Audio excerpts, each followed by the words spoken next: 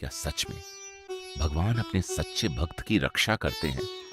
अगर पूरी दुनिया आपके खिलाफ हो जाए, अगर बचपन में ही आपको मारने की साजिश रच दी जाए और अगर हर रास्ता बंद दिखाई दे, तब क्या भगवान सच में आपका हाथ थामते हैं?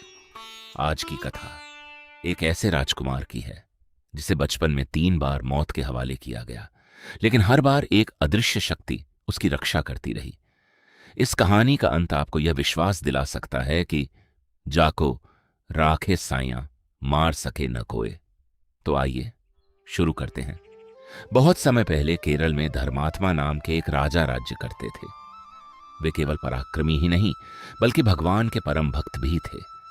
उनके राज्य में प्रजा सुखी थी, न्याय मिलता था और धर्म की रक्षा सर्वोपरि मानी जाती थी। कुछ समय बाद पूरे राज्य में उत्सव का वातावरण छा गया। राजमहल में एक पुत्र का जन्म हुआ। उस नन्हे राजकुमार का नाम रखा गया चंद्रहास। लेकिन राजा धर्मात्मा को जरा भी आभास नहीं था कि पड़ोसी राज्यों के कई राजा मिलकर उन पर गुप्त आक्रमण की योजना बना चुके हैं। एक रात चारों दिशाओं से सेनाएं राज्य में घुस आईं। शंखनाद, तलवारों की टकराहट, महल में चीख पुकार, सब कुछ पल भर में बदल गया। राजा ने पूरी वीरता से युद्ध किया, लेकिन शत्रु अनेक थे और आक्रमण पूरी तरह अचानक हुआ था। कुछ ही देर में राजा धर्मात्मा वीर गति को प्राप्त हो गए। महल पर शत्रुओं का अधिकार हो चुका था और उनका अगला लक्ष्य था राजवंश का अंतिम वारिस। लेकिन क्या आपको लगता है कि एक मासूम शिशु भी इन निर्दयी सैनिकों से बच पाएगा? महल में चारों ओर हाहाकार मचा हुआ था। रानी समझ चुकी थी कि अब उनके पास समय बहुत कम है। उन्होंने अपनी सबसे विश्वास पात्र दासी को बुलाया। कांपती हुई आवाज में उन्होंने कहा, यदि आज मेरे पुत्र को कोई बचा सकता है तो वह तुम हो। भगवान तुम्हें शक्ति दे। दासी ने बिना एक क्षण गंवाए नन्हे चंद्रहास को उठाया। उसने एक बड़ी टोकरी ली जिसमें सामान्यतः दोने और पत्तल रखे जाते थे। उसी टोकरी के नीचे उसने राजकुमार को सावधानी से छिपा दिया और ऊपर पत्तलों की परत लगा दी।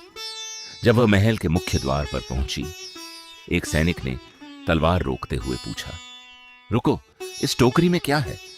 दासी ने पूरी शांति से टोकरी का ऊपरी हिस्सा दिखाया। महाराज के भोज के बचे हुए दोने पत्तल हैं, इन्हें बाहर फेंकने जा रही हूं। सैनिक ने एक नजर डाली और उसे जाने दिया। उसे क्या पता था कि जिस टोकरी को वह कूड़ा समझ रहा था, उसी में एक पूरे राजवंश की आखिरी उम्मीद छिपी थी।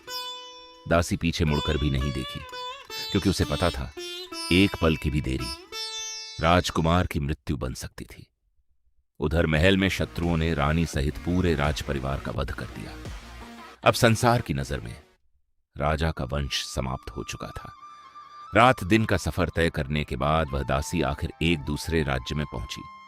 उसने सोचा, अगर किसी को पता चल गया कि यह राजकुमार है तो इसकी जान फिर खतरे में पड़ जाएगी। इसलिए उसने अपनी पहचान छिपा ली।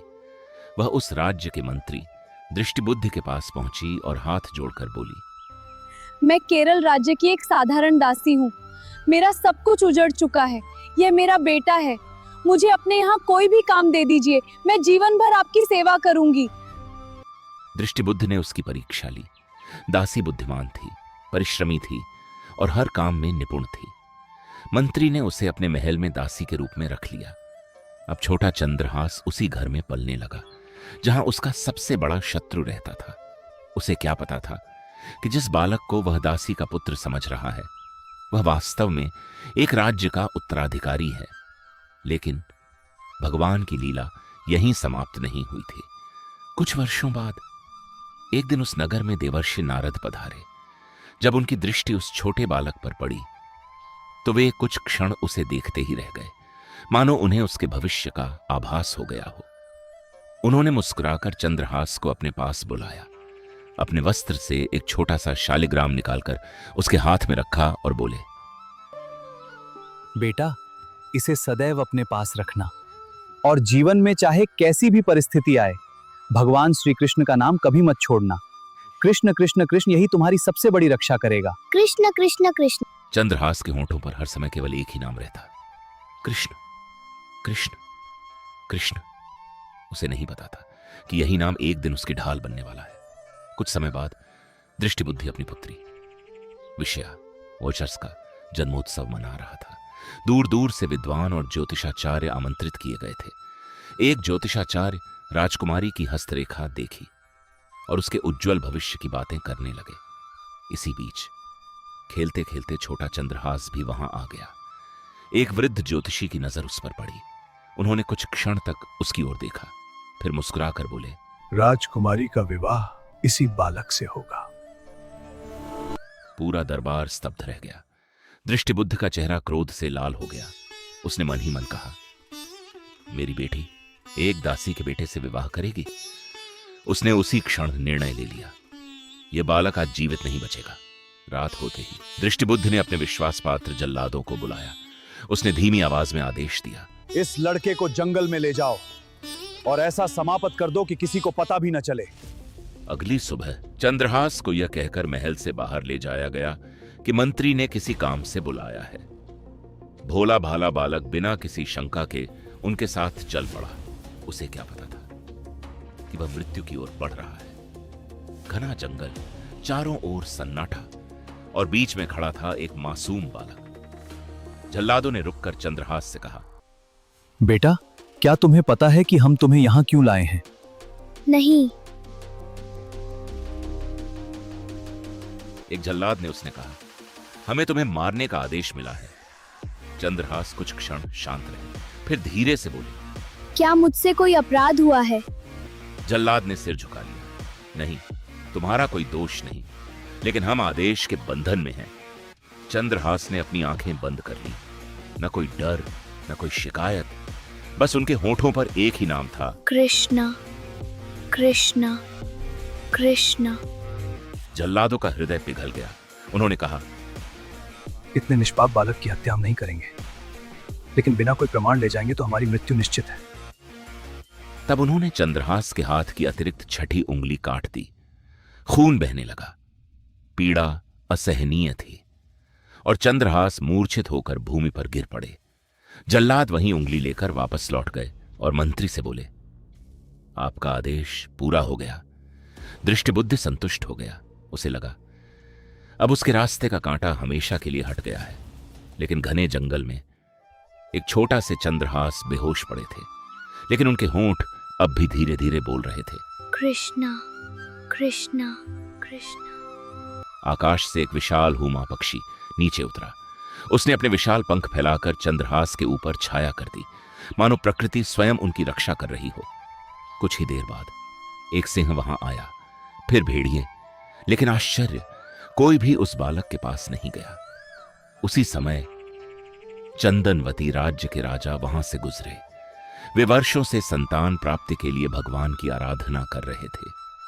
उन्होंने जब उस अद्भुत दृश्य को देखा तो तुरंत घोड़े से उतर पड़े। उन्होंने घायल बालक की उंगली पर पट्टी बांधी, उसे गोद में उठाया और बोले, भगवान ने हमें पुत्र नहीं दिया, लेकिन आज स्वयं हमारे पास पुत्र भेज दिया है। उस दिन से चंद्रहास चंदनवती के राजकुमार बन गए और देखते ही देखते 10 वर्ष बीत गए। उधर दृष्टिबुद्धि को यह समाचार मिला कि चंदनवती का राजा कई वर्षों से कर नहीं दे रहा है। वह सेना लेकर वहां पहुंचा। दृष्टिबुद्धि ने कहा, कर दे दो, नहीं तो युद्ध करो। वैसे तो युद्ध की जरूरत नहीं है, पर हम तुम्हें कर नहीं देंगे। हम समर्थ राजा हैं। तभी चंद्राश जी ने संकेत किया कि विरोध न किया जाए। उन्होंने कहा, हम स्वयं कर देने के लिए तैयार हैं, आप शांत रहिए। लेकिन जैसे ही उसकी नजर युवा राजकुमार चंद्रहास पर पड़ी, वह स्तब्ध रह गया। तब उसने चंदनवती के नरेश से पूछा, तुमने इस बालक को कहां पाया? राजा ने पूरी घटना सुना दी। यह सुनकर दृष्टिबुद्धि बोला, फिर तो जो प्रारब्ध है वह होकर ही रहेगा। यह मेरी बेटी का दूल्हा बनेगा, लेकिन मैं इसे दूल्हा नहीं बनने दूंगा। फिर उसने कहा, मैं तुम्हारा कर माफ करता हूं, केवल एक बार बादशाह के सामने चले जाओ। पहले तुम हमारे नगर में हमारे घर जाओगे, वहां तुम्हारा स्वागत होगा, और उसके बाद बादशाह के पास चले जाना। उसने मन ही मन कहा, इस बार मैं इसे किसी भी कीमत पर जीवित नहीं छोड़ूंगा। उसने अपने पुत्र के नाम एक गुप्त पत्र लिखा। उसने बोला, यह पत्र मेरे पुत्र को दे देना। यह युवक पहुंचते ही इसे विष दे देना। चंद्रहास वही पत्र लेकर निकल पड़े।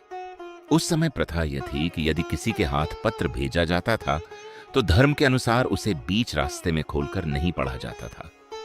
उन्हें नहीं पता था कि उनके हाथ में उनकी मृत्यु का आदेश है। लेकिन भगवान की योजना अभी बाकी थी। रास्ते में एक सुंदर उपवन आया।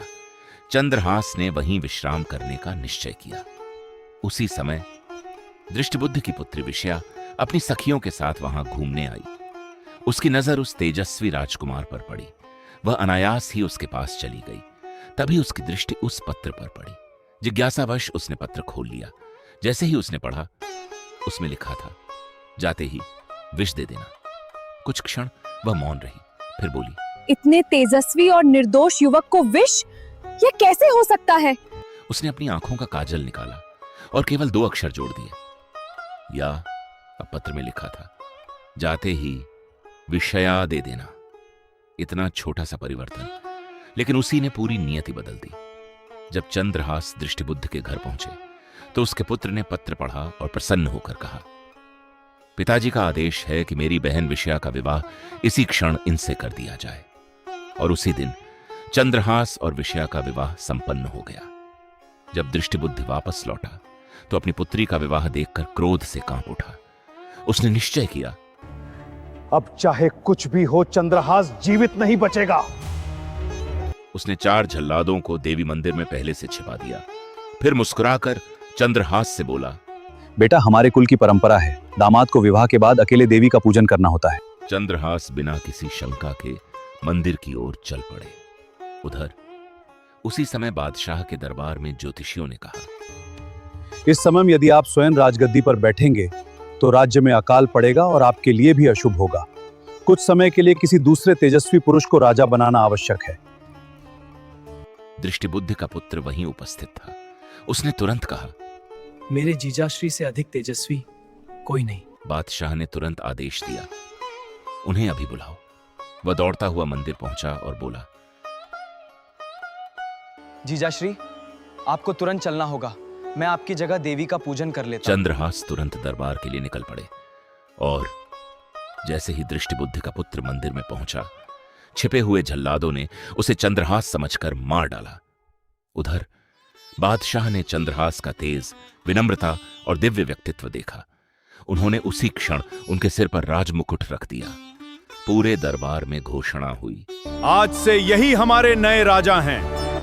कुछ ही देर बाद दृष्टिबुद्धि भी दरबार पहुंचा, लेकिन सिंहासन पर चंद्रहास को बैठा देखकर उसके पैरों तले जमीन खिसक गई। और जब उसे पता चला कि मंदिर में उसके अपने ही पुत्र की मृत्यु हो गई तो वह स्तब्ध रह गया और उसे समझ आ गया, जाको राखे साया मार सके न कोई। उन्हें बचाने वाला था भगवान श्री कृष्ण पर उनका अटूट विश्वास। इसलिए जीवन में कैसी भी कठिन परिस्थिति क्यों ना आए, भगवान का नाम कभी मत छोड़िए, क्योंकि जब संसार के सभी द्वार बंद हो जाते हैं तब भगवान एक नया द्वार अवश्य खोल देते हैं। अगर आपको भी विश्वास है कि भगवान आज भी अपने सच्चे भक्त की रक्षा करते हैं तो कमेंट में लिखिए जय श्री कृष्ण और इस कथा को उन लोगों तक जरूर पहुंचाइए जिन्हें आज विश्वास और आशा की सबसे अधिक आवश्यकता है। राधे राधे।